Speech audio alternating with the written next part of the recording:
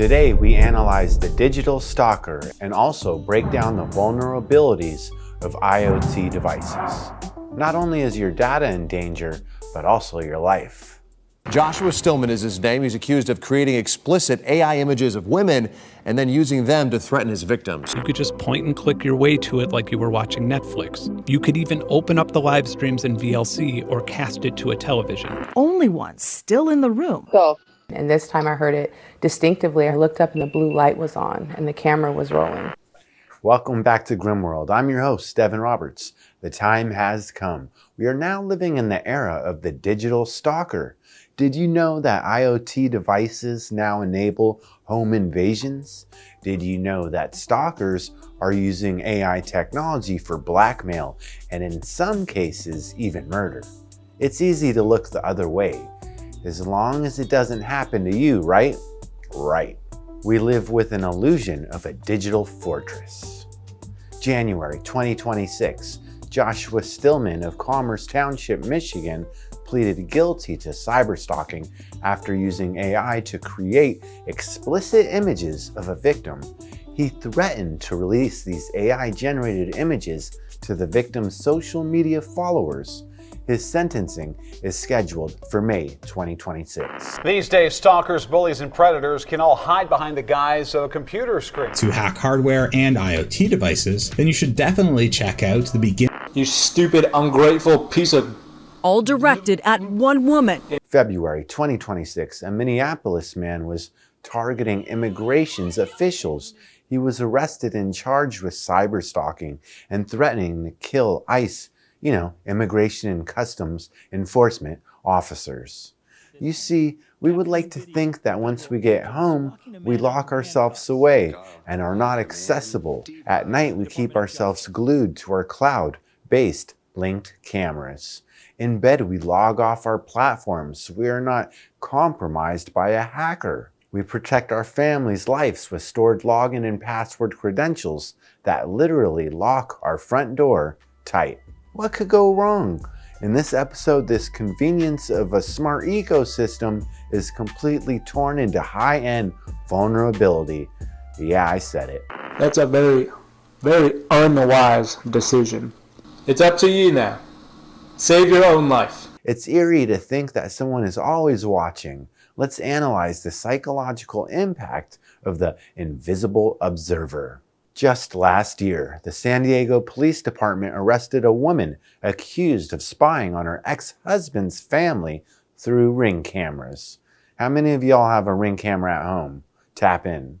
An ex-wife by the name of Rayna Bell was accused of spying on a Rancho Peñasquitos family through their Ring cameras. She was booked into jail, but can this psychological damage she inflicted be reversed? The family has requested a restraining order, which accused Rayna Bell of invading their most private moments. Booked on 3 felony charges, which include eavesdropping and invasion of privacy by recording communications. Bell's ex-husband, Ansi Villafranchi, and his fiancée, Acacia Young, watched Bell being cuffed Tuesday morning, hoping that temporary restraining order against Bell would become permanent. Now, Bell was accessing the family's Ring cameras without their knowledge or consent and live streamed more than 700 hours of video of them inside their home. Young stated, "There's no way to describe how violated you feel. It feels like someone touched me. It feels like I found somebody in my house, physically in my house, like she had been in my house for months. And we had no idea." They initially installed the cameras because their children sleepwalked. The couple began to suspect something strange when they noticed the camera's blue light would light up randomly. Now get this, in one instance, Rayna actually spoke through the camera's speaker. Now that's creepy. Young and her family were in their living room and I kept hearing this weird sound that sounded like a voice over a microphone. Then, when she was the only one still in the room, Go. And this time I heard it distinctively. I looked up and the blue light was on and the camera was rolling. With no surprise, Young was shocked. She stated it was his ex-wife's voice. It was her voice. And I looked up and the blue light was on and the camera was rolling. They immediately took a screenshot of the device setting on the Ring account to specify who exactly was logged in. They found 2 Fire Sticks, an Amazon Echo, and Samsung TV, all with Bell's name. Now here's the scary part. Ansi and Acacia don't own any Amazon smart devices. Ansi did own the Ring system when he was still with his ex, Rayna. During that time, she did have access. After their split, he said that he believed he removed her from the Ring account. I guess not, man. You gotta be on top of that type of stuff. There will always be a hater. Now Rayna is locked up with the case still under review. Due to the arrest, the family court judge rescheduled the restraining order hearing to October. She still denies the charges and accusations from the family of accessing their Ring cameras for hours, days, and months on end, totally violating their privacy and psychologically traumatizing them. I'm going to be paranoid about somebody watching me for a long time. You know what's sobering too is how many people, security experts we've interviewed over the years, that have a piece of tape over their laptop camera. And these are guys who know security. Can you imagine being stalked at home like that? Better yet, have you considered being digitally stalked on the go? I would only hope that I am that popular someday. This is the cost of an interconnected life. As Grimworld evaluates the 2026 landscape of IoT security, we discover why these specific vulnerabilities remain a systemic threat. There's several high-profile criminal cases that have involved the use of illegal GPS tracking to stalk, locate, and ultimately murder victims. In these instances, perpetrators use commercially available tracking devices to bypass the need for physical surveillance, leading to charges such as cyberstalking, resulting in death. They're going to go this way, so we're going to go straight and try to intercept them. We have tracked them essentially the whole way that they've gone, so it's interesting. As of early 2026, a major class action lawsuit against Apple regarding AirTags stalking continues in California federal court, though a judge signaled that class certification is unlikely. While some claims were dismissed, others proceeded, alleging Apple's safety features were insufficient to prevent stalking. I mean, GPS tracking is established as a go-to tool for cyber stalkers, if you didn't already know that. Kansas City, a settlement has been reached in the wrongful death lawsuit brought forth by the families of a man and woman who were killed in a murder-suicide in Lenexa in 2022.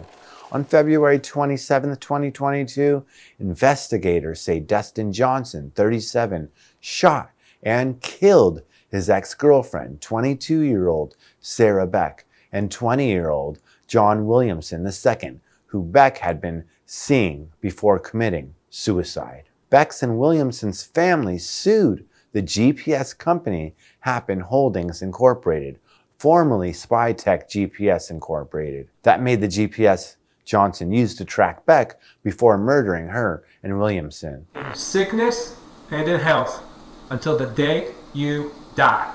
The lawsuit claims that the company's GPS product caused the death of Beck, and the GPS tracker is negligently, recklessly, and intentionally designed for the purpose of covertly tracking unsuspecting individuals. I mean, it just keeps getting better. The GPS company, however, continues to deny any liability.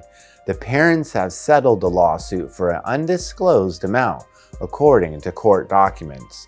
Beck's father has been awarded 70% of the settlement and her mother 30%. The parents of Williamson have also agreed to settle the lawsuit for an undisclosed amount. According to the lawsuit, Johnson had been stalking his ex-girlfriend since she broke up with him in September 2021.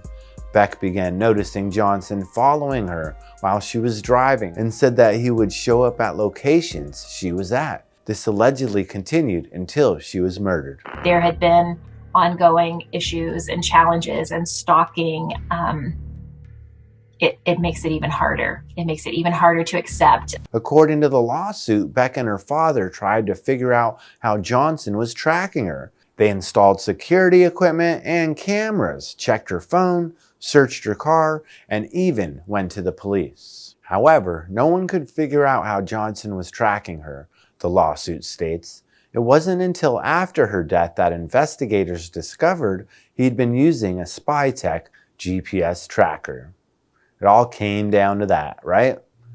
The app that coincided with the SpyTech GPS tracker allowed Johnson to track the location of Beck's car in real time and alerted him whenever she entered or left a location.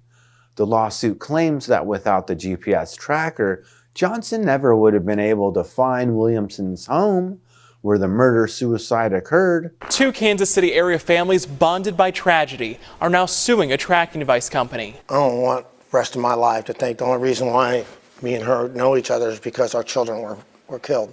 I mean, what do you think? Court records also say that SpyTech continued selling this product, knowing it had led to people being injured or killed, especially by domestic abusers. The company, however, had settled all claims against it, releasing it of any liability in the deaths of Beck and Williamson. The case was filed in the Circuit Court of Cass County, Missouri. Designing and manufacturing a device and app which are negligently, recklessly, and intentionally designed for the purpose of covertly tracking unsuspecting individuals. Are you starting to realize the actual threat of today's digital stalker? Do I have your attention yet? All right, let's close it out. Ask yourself, what steps can you take to guard yourself against such a stalker? Well, be safe, be smart, protect your personal information like you protect your life, and be careful with who you decide to trust. They meet them, they travel, they try to have sex with them, things like that. Sometimes that's not considered stalking, but when you really think about it, that's kind of what it is. The most powerful tool you have is the power of observation. The next person you let into your life can also have an evil agenda and can make it merely impossible for you to digitally detach yourself from them. The future of cyberstalking is characterized by increasingly sophisticated AI-driven and immersive surveillance techniques, making it more difficult to detect and prosecute. Experts predict that as digital connectivity becomes all pervasive, cyberstalking will continue to outpace traditional in-person stalking, with reported cases potentially representing only a small fraction of total incidents by 2025 and 2026.